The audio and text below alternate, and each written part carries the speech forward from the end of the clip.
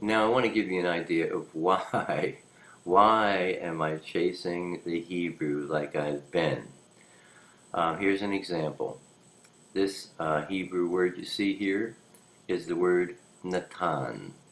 Now it appears many times in the scriptures, and it is interpreted into English in all these ways: to add, to avenge, come, direct, get, lay, make, pay, print, send, slander, tie, allow, bestow, commit, distribute. Look at all these words. To consider, to appoint, to count, to ordain, to recompense, to suffer, to yell, to pour, to present, to thrust, willingly. How that one single word, and it's interpreted in all these different ways because, they're trying to consider, what's being said and so on. And that's good. There's nothing wrong with that. It helps us understand things.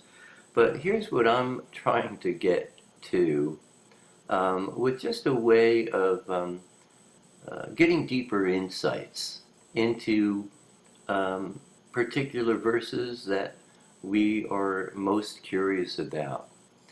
Now here you're looking at the Aleph Bet that Yahweh originally gave.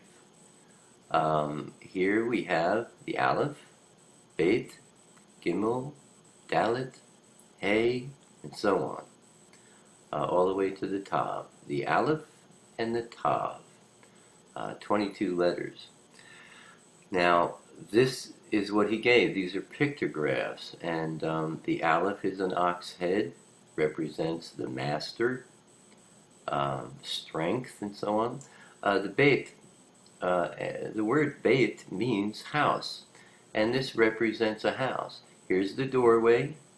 The men are on this side, the women are on that side, and so on. So these are pictographs. Here is represents a seed, and you can see it looks like a seed.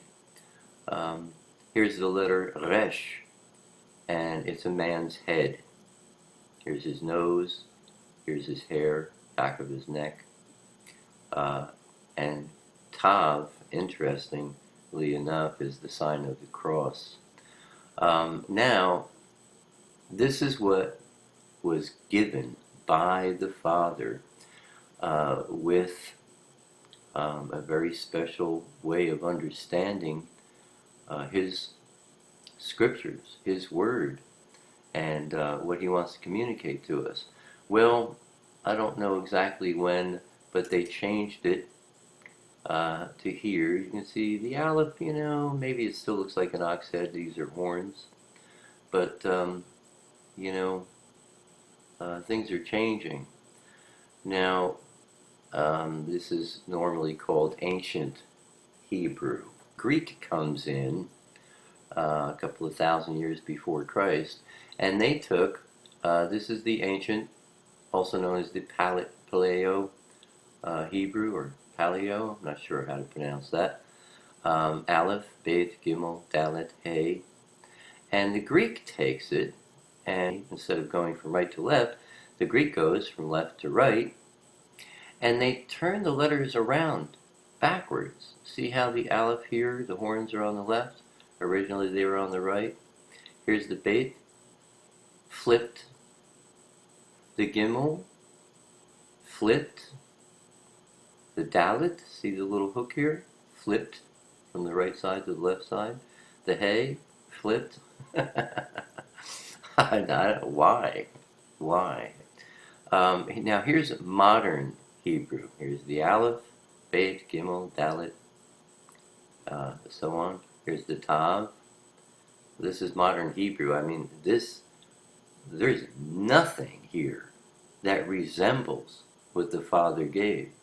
Now I'm going to show you, we have in this column we have what Abba gave originally. Then we have how the Hebrew was changed, I don't know, a couple of thousand years or 1,000 years before Christ. And then here we have the modern Hebrew, just so you can see. Here we have the ox head, still kind of similar, you know, if you want to press it. But in modern Hebrew, where's the ox head? Where's the symbol that says strength or mastery? Here we have the yod. This is the arm and a hand. Gee, doesn't that look like an arm with a hand on the end? Well, when they changed it, I don't see an arm or a hand. And now in modern Hebrew, interesting, huh? Now we have the letter nun. It's a seed. It certainly looks like a seed. Then they changed it. I don't see a seed here. And in modern Hebrew, no similarity at all. And then finally the letter tav, the last letter, the cross. Here they kind of twisted it. And then, you know, modern Hebrew, they just removed it altogether. Whatever. I just find these things curious and also irritating. I think you can probably tell by the tone of my voice. Now finally, in my previous video, we looked at 1 Timothy chapter 4, a verse about the Harpazo. And in the Aramaic, the word in English was, the word in Aramaic, you can see here, was netchatef. Netchatef. And that was translated into English as caught up, if I remember right. Now, and of course, in my Aramaic English New Testament, it's in Hebrew letters, and here are the letters Nun, Tav, Chet, Tet, and Pei Sophit. Now you can see how easy the Hebrew is to read.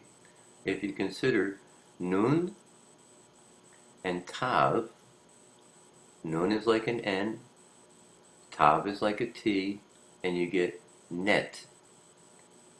Then we have Chet, which is pronounced Cha. There's some special vowel pointings that are printed in the Hebrew. I'm not showing them here, but that's where you know that the Chet gives you Che, but here it's Cha. And then finally Tet, we just pronounce like a T, and the Pei Sophit is pronounced like an F, and there's some vowel pointings there that say you give it the vowel of E, so it's Tef. Net, Cha, Tef. So that's the Aramaic word is net chatef. In the Hebrew, the root word in Hebrew would be chatef. So anyway, I'm thinking I'm having a problem because it's in Hebrew and the Aramaic word is net chatef, and I don't know where to go to have a dictionary of Aramaic words that tells me what net chatef means. I know that the root word is chatef in Hebrew, and that means kidnapped or snatched. And we know even in the Greek, the English is caught up or caught away, and the Greek word is harpazo, and it means snatched, forcefully taken. Pretty, you know, same stuff. But here's what I'm doing.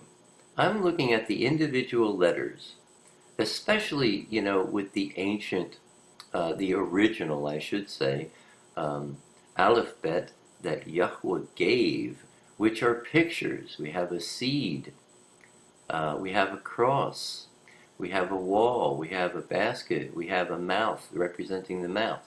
Well, the Nun represents a seed, It also represents the heir of the father's seed, you might say. Tav is obviously a cross, and it also represents, aside from being a cross, it's a sign or even a monument. The letter Chet represents a wall, has to do with dividing things.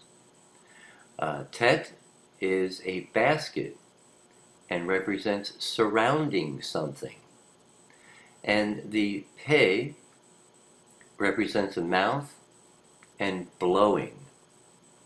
So I would take this word, Nun, Tav, Chet, Te, Tet, Pe, and I would say that it's the seed and the heirs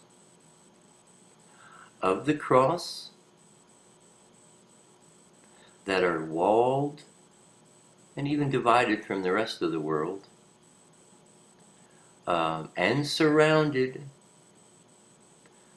by the word, the mouth, or the breath of Yahweh. So aside from just getting a word, netchatef, which means to be kidnapped, by looking at the original, the individual letters, you can see a picture being painted about the seed of the cross, meaning the called out ones, being walled and surrounded and even divided from the rest of the world by the word Yeshua. Just to give you an idea of why I'm chasing the Hebrew language and Aleph Bet. I hope this helps you see something you've not considered before. Now, just for reference purposes, here are the Aleph Bet, all the letters, Aleph, Bet, Gimel, Dalet, and so on. The picture that they give, you have the meaning over here of each letter. The ancient name, El, now it's Aleph in modern. The consonant sound that it creates, the vowel sound that it creates. Those are the first 11 letters, and here are the rest of the letters all the way down to Tav. And on the right side, I have the modern Hebrew letters. So, for reference, if you want, maybe you can do a screenshot of this, or you can pause it, and you can do a little bit of studying on your own. At any rate, I hope this has been a beracha, a blessing to you. I hope you find it interesting. Shalom.